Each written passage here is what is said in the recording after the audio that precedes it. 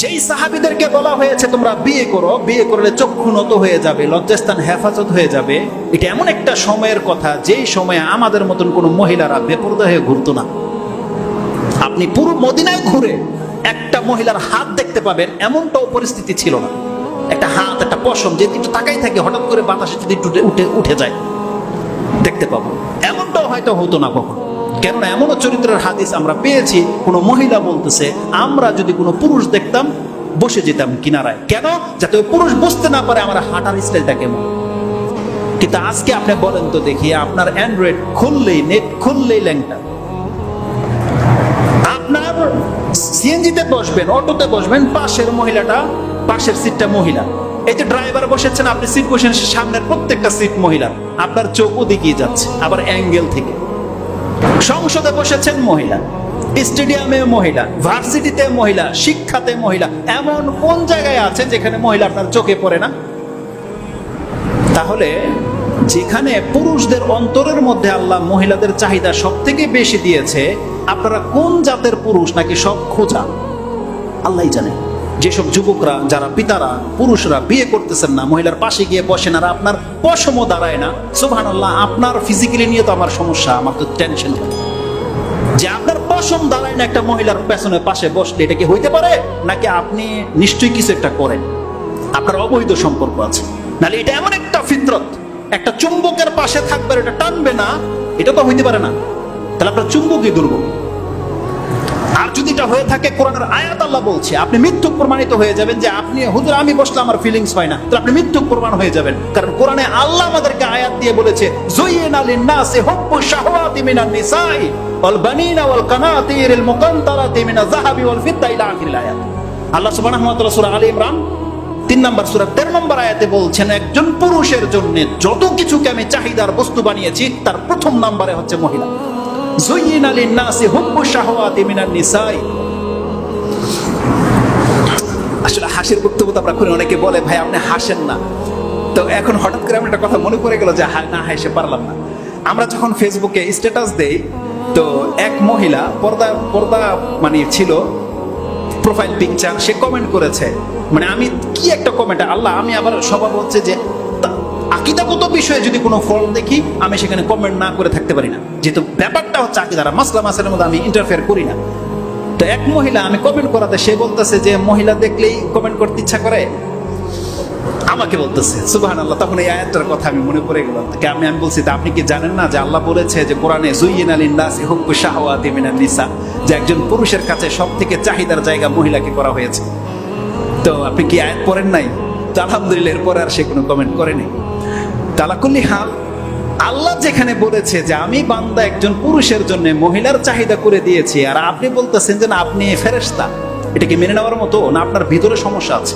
ওই নেতার সমস্যা আছে। নেতা বলতেছে যে একটা মহিলা ওর কাপড় পরবে, পোশাক পরবে, এতে আমার সমস্যা হবে কি? মহিলারা কি বলে, ও যে ওর কেন সমস্যা হবে, আমি আমার পোশাক, বলছে আমার বাবার টাকার পোশাক আমি পরবো, ওর কেন সমস্যা হবে? আরে সমস্যাটা আমাদের হবে, এটা আল্লাহ সমস্যা বানিয়ে দিয়েছে, এটাকে আমাদের এখতিয়ারে আছে নাকি? এটা আমাদের এখতিয়ার আছে। আর মহিলারা ভালো করেই জানে যে কোন দিকে আমাদের নজর যায়। আপনি ভালো করে লক্ষ্য করে দেখবেন, একটা মহিলা এমন ভাবে ঘর থেকে বেরিয়েছে, ও কিন্তু জানে ওর সমস্যাটা কোথায়। যেমনি পুরুষ দেখবে আর উপর ওনাটাকে একটু টেনে নিল, এই কাজটা তো ঘরের ভিতরে করতে পারতো না। এখন কেন করলো পুরুষের সামনে? কেন করলো এটা? কারণ ও ভালো করেই জানে পুরুষের নজর কোন দিকে যায়। আর প্রত্যেকটা হচ্ছে দুষ্ট টাইপের প্রকৃতির, প্রত্যেকটা দুষ্ট টাইপের প্রকৃতির। ও নিজে চায় যে পুরুষরা ফলো করুক, এই জন্য ওর ড্রেস আপ গুলো এরকম। না হলে এমন এমন ড্রেস কেন বেরোবে যে ওর ভিতরের পোশাকের সাথে বাইরের কালার এক না, যাতে করে ভিতরের কালারটা দেখা যায়। কেন পরবে? ও জানে যে পুরুষদের দুর্বলতা আছে এখানে, আল্লাহ বলেছে কথা, পুরুষ হবার দুর্বলতা হবে। আর আপনি বলবেন যে হবে কেন? সুবহানাল্লাহ। আপনি ভাববেন না যে এই সমস্যাটার কারণে শুধু আমরা শাস্তি পাবো। প্রত্যেকটা মহিলা কাল কিয়ামতের মাঠে চরম শাস্তি পাবে যার দিকে একটা পুরুষ তাকিয়েছে। রাসূল সাল্লাল্লাহু আলাইহি ওয়াসাল্লাম কি বলেছে? মুমিনাতুন মাইলাত, যে অন্যকে আকৃষ্ট করেছে, অন্যের প্রতি আকৃষ্ট হয়েছে, এমন প্রত্যেক মহিলা কাল কিয়ামতের দিন ফেঁসে যাবে। আল্লাহ তার দিকে ভালো রহমতের দৃষ্টিতে তাকাবেই না, আল্লাহ সুবহানাহু ওয়া তাআলা বলেছে এমন মহিলার দিকে। অতএব আমরা আপনাদের চিন্তা ভাবনা বুঝি, আমরা তো এই সমাজের লোকই, তাই না? আপনি আমাদেরকে সাধু ভাইবেন না। কারণ আমাদেরকে যে সমস্ত থিওরি দিয়ে তারা বলে যে আমার পোশাক, এতে মহিলার বলতেছে মহিলার সমস্যা কি? হ্যাঁ, কথা ঠিক আছে, এবার পুরুষের ক্ষেত্রে আসেন। হ্যাঁ, বাস্তবিকই তার পোশাক জঘন্য, নোংরা বা নেকেড। আপনার কেন সমস্যা হবে যদি আপনি মুসলিম হয়ে থাকেন, মুমিন হয়ে থাকেন? আপনি যদি আরশের যে বা আল্লাহর যে বিশেষ ছায়া আছে, সেই ছায়ার নিচে যদি হাসরের মাঠে স্থান পেতে চান, তার গুণ কি? রাসূল সাল্লাল্লাহু আলাইহি ওয়াসাল্লাম কি বলেছে?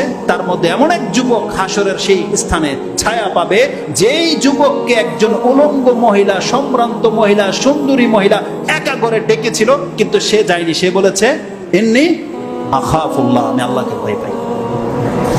এখন আপনি শুধু মহিলার পোশাককে দোষবেন আর আপনার চরিত্রকে দোষবেন না?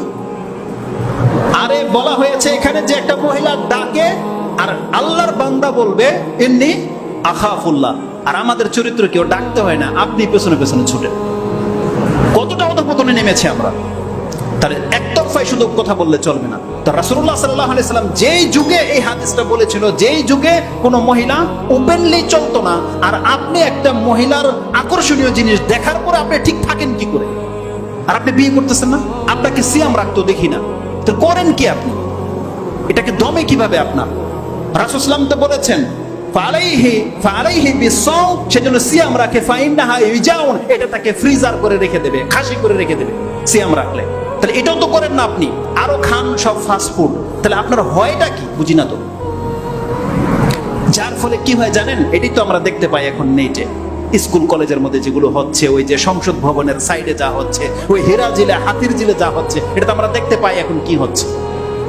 হোটেলের ভিতরে যারা হোটেলের মালিক, যারা যে কাজটা করেছে, যে জঘন্য, বাংলাদেশে যে কত পর্দাসীন মা বোনেরা আছে সুবহানাল্লাহ, যারা হোটেলে খেতে যায়, আপনি ভদ্রলোক যে পর্দানিসীন মহিলাদের জন্য আপনি ডিম লাইট লাগিয়ে দিয়ে, ঘেরাও দিয়ে, বাউন্ডারি করে দিয়েছেন আপনার হোটেল চালানোর জন্য। আমরা তো বুঝি এইসব ভাউতাবাজি কাদের জন্য। কোন হুজুরের বউ আছে যে এই রকমের হোটেলের খাইতে নিয়ে যায় সন্ধ্যার পরে? কোন হুজুরের বউ, কোন পর্দানিসীন মহিলা যায় ওখানে? আপনি কাদের জন্য ব্যবস্থা করেছেন এটা তো আমরা বুঝি। নদীর উপরে আপনি ওই ডিম লাইট জ্বালিয়ে দিয়ে আপনি পার করেছেন, তারপরে ফাস্টফুডের দোকান করেছেন, চেম্বার করে দিয়ে, কারা ঢুকে ওখানে? এই রকমের নিয়তের প্রত্যেকটা হোটেল কাল কিয়ামতের দিন হারামখোর হয়ে উঠবেন। আপনারা হচ্ছেন ফাসাদকারী, যারা এই জমিনের মধ্যে এই ফাসাদ করার জন্য স্কুল কলেজের মেয়েদেরকে চান্স দিয়ে দিয়েছে, যে পার্সোনাল কক্ষ দিয়ে দিয়েছে, ওখানে যা খুশি তারা তা করে ভিডিও করে প্রচার করে দিচ্ছে। কাল কিয়ামতের দিন ফেঁসে যাবেন আপনি। আপনি ভাববেন না যে আল্লাহ আপনাকে ছেড়ে দেবে, আপনি দেখেও দেখেন নাই, এমনটা হতে পারে না। সুবহানাল্লাহ, যেখানে রাসূল সাল্লাল্লাহু আলাইহি ওয়াসাল্লাম বলেছেন মান রাআ মুনকারান ফালিয়ুগাইয়িরহু বিয়াদিহি, যেই ব্যক্তি খারাপ কিছু দেখলো সে তার হাত দিয়ে বাধা দেবে, আও বিলিসানি, অথবা তার জবান দিয়ে, আও বিকলবি, সে তার অন্তর দিয়ে বাধা দেবে। আর আপনি বাধা তো দূরের কথা, নিজে ব্যবস্থা করে দিলেন টাইম পাস করার জন্য। আপনার মধ্যে আর ফেরাউনের মধ্যে কোনো পার্থক্য আছে? জানেন আমি ফেরাউনের কথাটা কেন বললাম? এই পৃথিবীতে যেই স্বাধীনতার কথা সমস্ত নেতারা বলে, তাদের সবার চাইতে উদার মনের ছিল ফেরাউন, সব নেতার চাইতে। কোনদিন ভাবেন কোরআন দেখেন আল্লাহ কি বলেছে? মহিলাদের ক্ষেত্রে ফেরাউনের মতন কোন নেতা পৃথিবীতে জন্মায়, কোন নেতা জন্মায়। ফেরাউন এত বড় শিয়াল, আর আল্লাহ বলতেছে সে ফেরাউন কি করত? পুরুষদেরকে হত্যা করত আর মহিলাদেরকে ছেড়ে দিত। কেন ছেড়ে দিত? ভোগ করার জন্য ছেড়ে দিত। কত দয়ালু দেখেন, পুরুষদেরকে হত্যা করত, মহিলাদেরকে ছেড়ে দিত। আর এই ধরনের নেতা হচ্ছে আমাদের সমাজে সবচেয়ে বেশি। এরা মহিলাদের স্বাধীনতা খোঁজে, কিন্তু কোন স্বাধীনতা চায় এটা আমরা বুঝি। এই ফেরাউনের চরিত্রের ইতর টাইপের লোকগুলো, ফেরাউন এই কাজটা করতো, ভোগ করার জন্য মহিলাদেরকে ছেড়ে দিত, পুরুষদেরকে হত্যা করত। আর আমাদের সমাজের এই সব নেতারা সেই থিওরি অবলম্বন করেছে যে মহিলাদের স্বাধীনতা চায়, পুরুষদের না, মহিলাদের স্বাধীনতা চায়। যে মহিলা যেমন খুশি তেমন প্যান্ট পরে ঘুরবে, পোশাক পরে ঘুরবে, এটা নাকি স্বাধীনতা। তো কথা হচ্ছে যে যেই পয়েন্টটা এখানে আমি বলতে চাচ্ছিলাম, গত 2 সপ্তাহ আগে আমার এই খুতবাটা একটা মসজিদে দেওয়ার কথা ছিল, রূপগঞ্জ। কিন্তু ওই 21শে ফেব্রুয়ারি হওয়ার কারণে রাস্তা এতটা জাম ছিল, আমি রূপগঞ্জে পৌঁছতে পারিনি, 1টা বেজে গেছিল। তো জানি না, হয়তো আজকের জন্য ওই কথাটা বলবো বিদায়, হয়তো খুতবাটা ওই দিন দেওয়া হয়নি। এর 2 দিন পর এই যে নাসির হুসাইন আছে না, ক্রিকেট খেলে নাসির, এর ভিডিও কি ভাইরাল হলো বা কিছু। তো ওই ভিডিওগুলো আসতে আসতে একটা ভিডিও আসছে আমাদের দেশের রাষ্ট্রপতি আব্দুল হামিদ, তার নাম তার আব্দুল হামিদ, রাষ্ট্রপতি। এই আব্দুল হামিদ ভাইয়ের একটা ভিডিও দেখলাম, সুবহানাল্লাহ। সে বক্তব্য করেছে এডুকেটেড পার্সনদের সামনে, যারা ওই যে গোল্ড মেডেল পায়, শিক্ষিত উচ্চ শিক্ষিত নারী পুরুষের সামনে। আর এখানে সে এমন কিছু কথা বলেছে, যদিও কথাগুলো সে হাস্যোজ্জ্বল ভাবে বলেছে, হেসে হেসে বলেছে, কিন্তু আপনি জানেন একটা মানুষের অন্তরে যেটা থাকে ওটা কিন্তু কোনো না কোনো ভাবে প্রকাশ পায়। যে কথাটা আমি প্রকাশ করতে চাই, উনি যদি ওখানে দাঁড়িয়ে বলতে পারতো সমাজের সামনে যে আমার বিয়ের প্রয়োজন আছে, তাহলে কিন্তু সে সাকসেস। কিন্তু এটা তার বলতে পারে না, সে তো রাষ্ট্রপতি। সে এমন একটা কথা বলেছে সেখানে, সুবহানাল্লাহ, একটা ফিল্ম স্টার একটা নায়িকাকে নিয়ে কথা বলেছে। তা আমি সেই বক্তব্যটা শুনে হাসলাম কিছুক্ষণ, কিন্তু আমি আল্লাহর প্রশংসাও করেছি। তারপরে কেন যেন হাসতে হাসতে হঠাৎ করে চোখে পানি চলে আসলো। কেন পানি চলে আসে জানেন? ওই কথাটা বলবো। সেটা এই জন্য পানি চলে আসছে, হতে পারে এই কারণে পানি চলে আসছে। আমরা সবাই কিন্তু এই বয়সে পৌঁছাবো, আমরা যারা যুবক এখন আছি না, আমরা সবাই কিন্তু একদিন মরবো, আর আমরা সবাই কিন্তু বৃদ্ধ হব, তাই না? সুবহানাল্লাহ। এখন আমাদের অন্তরে মহিলাদের যে চাহিদাটা আছে, আল্লাহ না করুক যদি দাড়ি সাদা হয়ে যাওয়ার পরও সেই চাহিদাটা থেকে যায়, এটা জানেন এটার রেজাল্টটা কত মারাত্মক হবে? এটা কত বড় ফিতনা। আপনার জীবনের 60 বছরের ইবাদত সব ধূলিসাৎ হয়ে যাবে, 60 বছরের ইবাদত ধূলিসাৎ হয়ে যাবে, কলঙ্ক একটা বয়ে যাবে, মাওলানার জায়গায় লুচ্চা শব্দ লেগে যাবে। এটা কত বড় ফিতনা। তখন যাই না, ওই ফিলিংসটা এখন আর আসবে না, কিন্তু আমি অনেক অনেক কান্না পেয়েছে সেই সময়। আমি এখন আল্লাহর কাছে বলেছি, আল্লাহ এই ফিতনা থেকে তুমি আমাদেরকে মুক্ত করে রাখো, কারণ এটা হচ্ছে চরম ফিতনা। রাসূল সাল্লাল্লাহু আলাইহি ওয়াসাল্লাম কি বলেছেন?